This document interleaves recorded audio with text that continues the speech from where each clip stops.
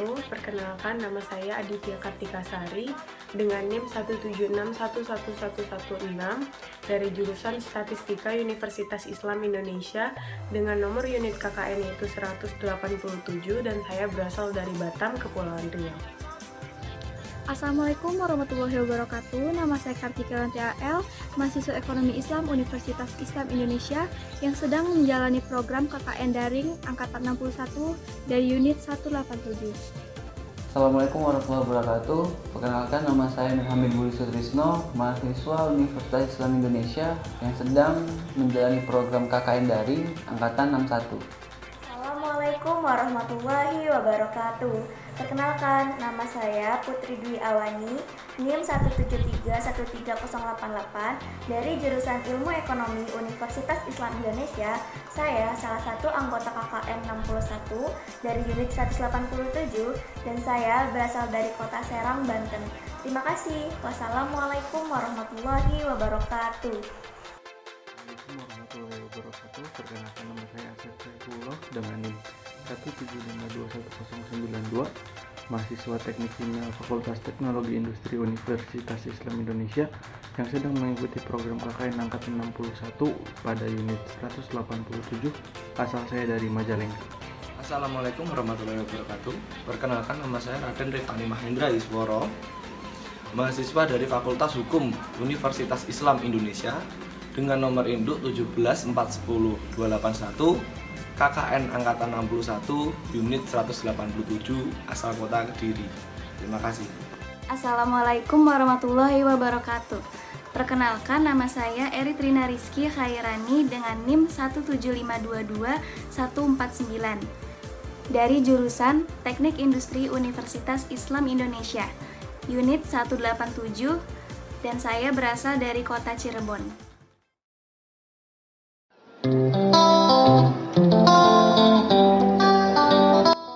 Jadi temanya dulu ya Pak ya. Tema dari pendidikan itu pentingnya pemanasan dan pendinginan dalam olahraga basket, Pak. Oke, oh ya. Boleh. Untuk kelas 8 lo ya? Ya. Kan masuknya ke penjaskes kawan. Oh gitu. Oke. Iya.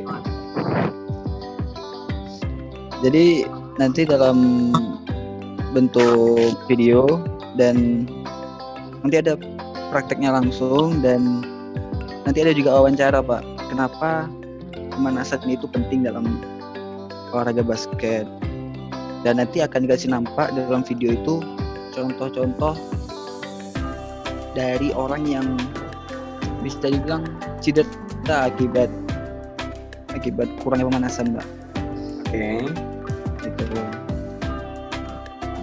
Karena kan banyak mungkin anak-anak gitu yang belum tahu bahwasanya pemanasan itu penting, jangan sampai ditinggalkan dalam olahraga.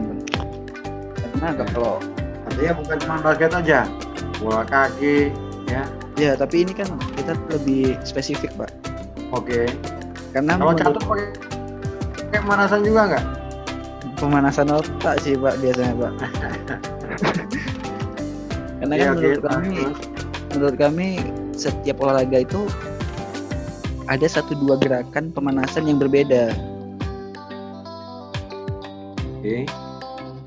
Mungkin kebanyakan sama, tapi kan ada 1-2 yang berbeda. Nah, makanya itu kami ngambilnya lebih spesifik ke olahraga basketnya gitu. Ya. Mungkin itu aja sih, Pak. Oke, tinggal nanti ini yang akan saya sampaikan tentang pendidikan itu pentingnya sebuah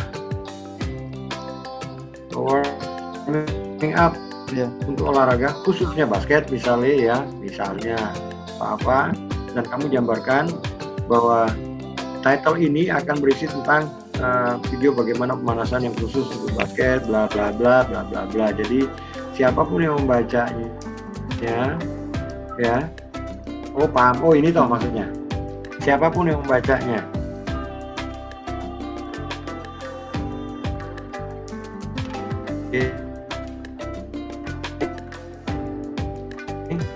artinya info pendidikan bareng siapa ini? Bareng Kartika ya? Iya, Pak. Oke, Putri sama Adit sama Asep, Rizky sama siapa? Raden ini. Raden ini belum nyampe nih, coba di monitor nih, di mana dia, nyangkut di mana nih si Raden? Perjalanannya mungkin jauh, Pak. Mungkin lagi lewat tengah hutan kali ya, jauh dari lain-lain. Oke. Nah, intinya sama, itu kalian tuliskan di grup, nanti saya akan minta feedback dari DPL 2 yang lain. Atau DPL 1, mungkin ada atau enggak. Karena kadang-kadang bidang yang kalian usulkan, misalnya tentang basket yang spesifik atau tentang dakwah yang spesifik, mungkin saya nggak tahu. Jadinya saya nggak fair kalau saya tidak tahu, tapi saya memberi penilaian. Logikanya begitu ya toh. Nggak fair kalau saya nggak tahu, saya bilang ini nggak benar nih, padahal saya nggak ngerti. Nah, ini waktu itu akan saya pakai setelah kalian submit. Waktu itu akan saya pakai untuk mencari feedback dari teman-teman. Pertama yang akan saya minta feedbacknya itu dari teman-teman sesama DPL. Sama DPL untuk kelas 8. Ya. Jadi itu langkah-langkah yang akan saya lakukan kalau kalian sudah submit. Kemudian saya sudah dapat feedbacknya, saya kembalikan ke kalian dan statusnya, katakanlah statusnya approve, ya. Yang kalian usulkan itu statusnya approve, misalnya ada beberapa modifikasi kata atau apa misalnya ya. Nah, kemudian bisa kalian melanjutkan dengan membreakdown, merincikan masing-masing kegiatan. Setelah kalian rincikan, otomatis kalian setiap kegiatan itu akan bisa mendeskripsikan durasinya dan kapannya. Kalian bisa di masing-masing kegiatan itu, oke, ini si A, si B, ini si C sama si D, antara tanggal sekian sampai tanggal sekian. Jadi langkah yang pertama ini sangat penting sekali. Demikian, apa 86? Jawab.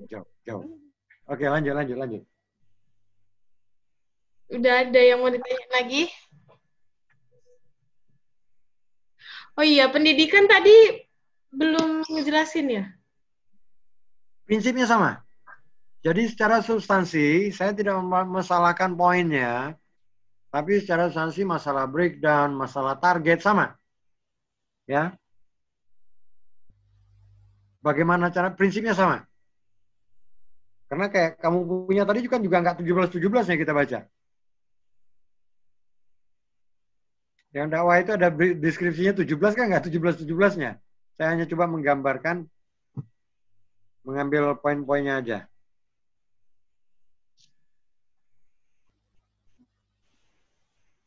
Oke. Ada yang mau ditanyain nggak dari pendidikan? Ada nggak? Nggak ada sih, Pak. Udah aman, Bu. Ketika dia tahapnya cooling down, Bu. Cooling down.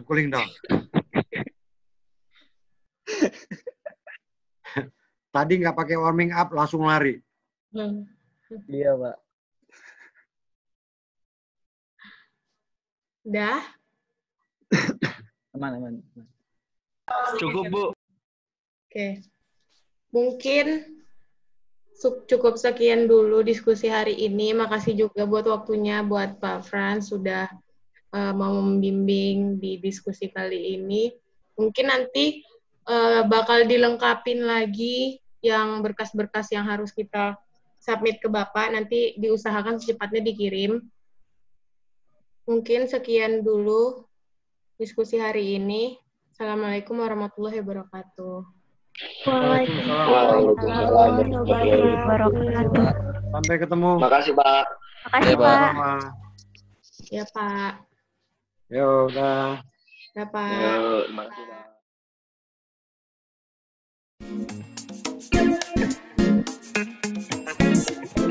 Assalamualaikum warahmatullahi wabarakatuh. Bismillahirrahmanirrahim. Hari ini saya akan memberikan tips pemanasan untuk anak-anak SMP.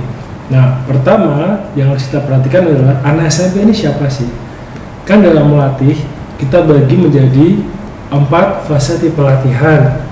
dari latihan yang paling mudah adalah melatih anak-anak namanya train to fun, berikutnya ada melatih jam berikutnya, train to train, yang ketiga train to compete, yang keempat adalah train to elite, biasanya digunakan di pemain timnas atau pemain profesional.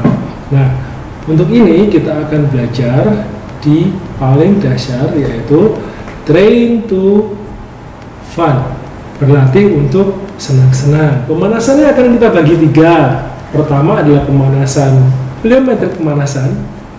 Yang kedua adalah pemanasan statis dinamis. Yang ketiga adalah sedikit strength, hanya sedikit sekali, 1 atau 2 set aja untuk anak SMP supaya menimbulkan kekuatan buat dia, menguatkan otot-ototnya untuk melakukan gerakan berikut.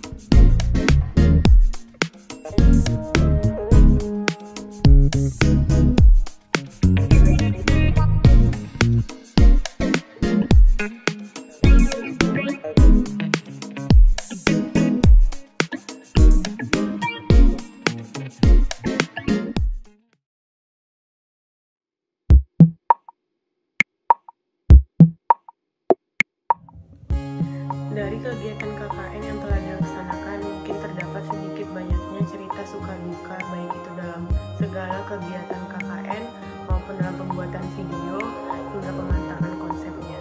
Di saya, cerita dukanya itu komunikasi, di mana komunikasi kami sedikit terhambat akibat jaringan internet ataupun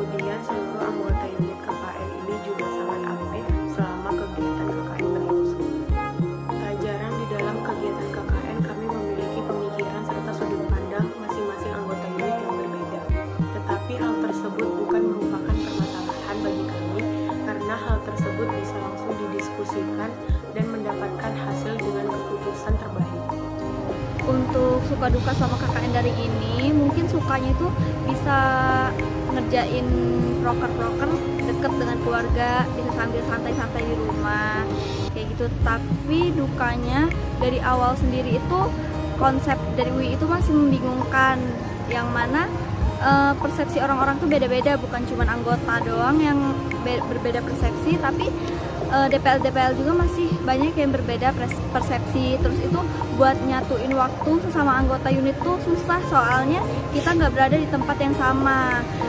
Jadi mungkin kita cuma bisa lewat telepon via WA atau via Zoom aja kayak gitu. Jadi kita masih banyak pendapat-pendapat yang berbeda-beda. Terus itu juga untuk pemilihan tema dan konsep pembuatan video itu agak susah, apalagi ini dikhususkan untuk kelas 8, jadinya harus cari yang benar-benar tepat.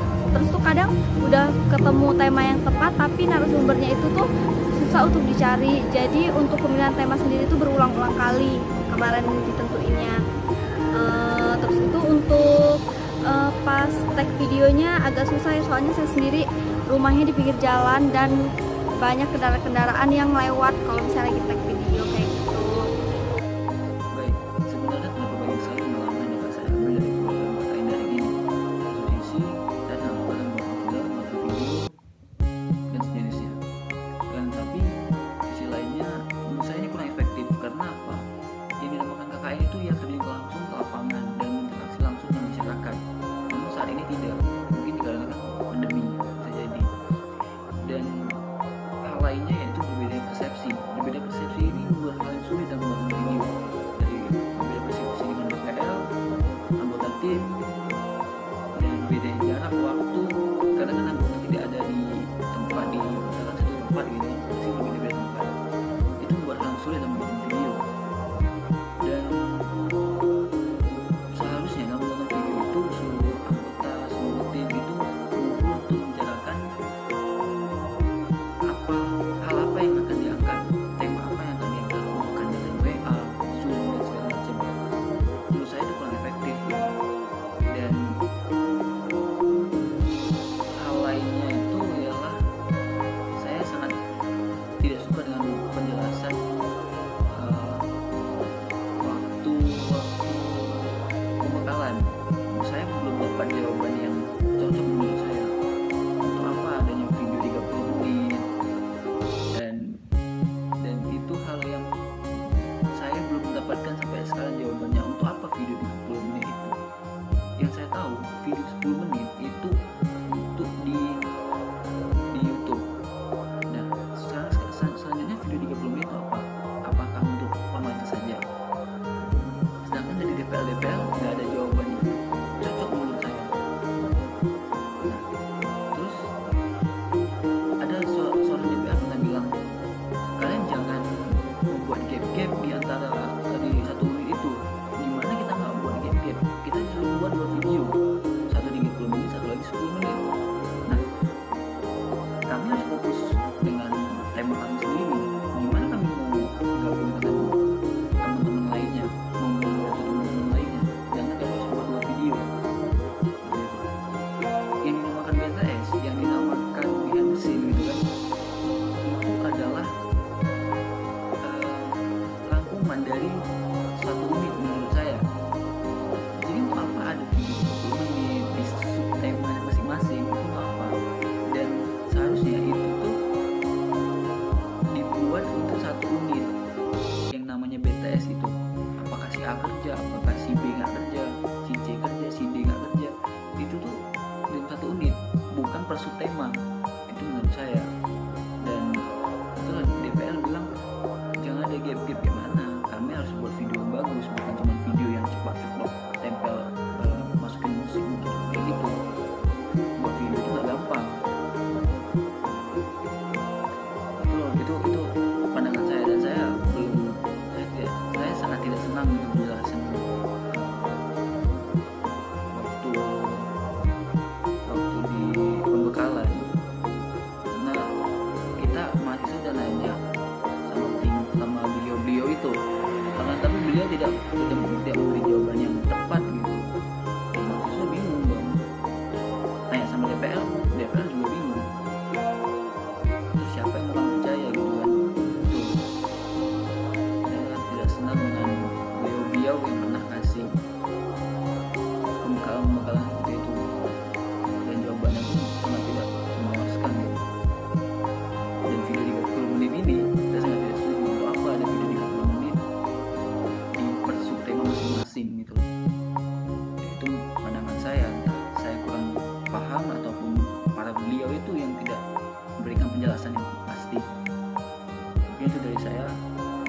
kasih.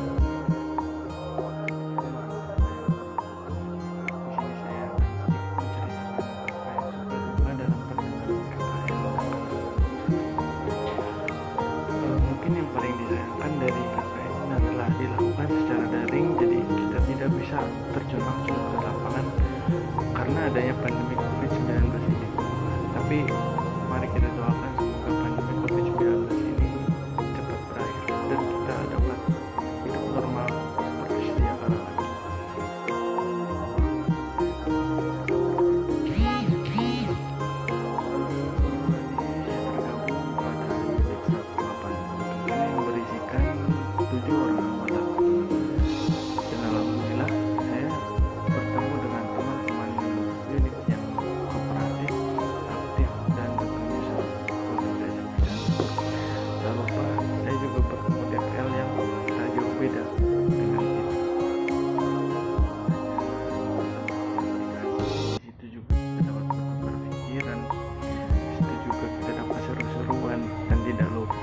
Di situ juga kita dapat gibah semalaman. Juga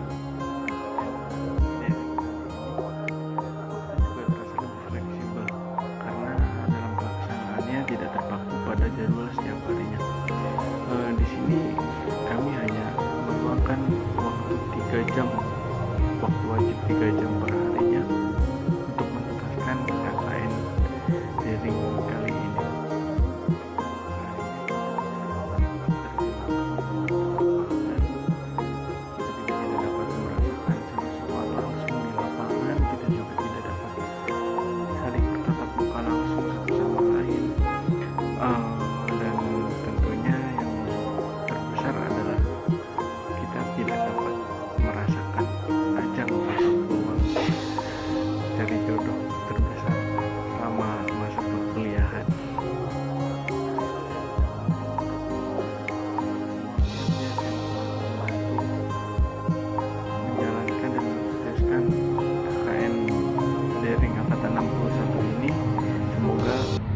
Kedepannya lebih baik lagi ketika diadakan kembali KKN daring seperti ini.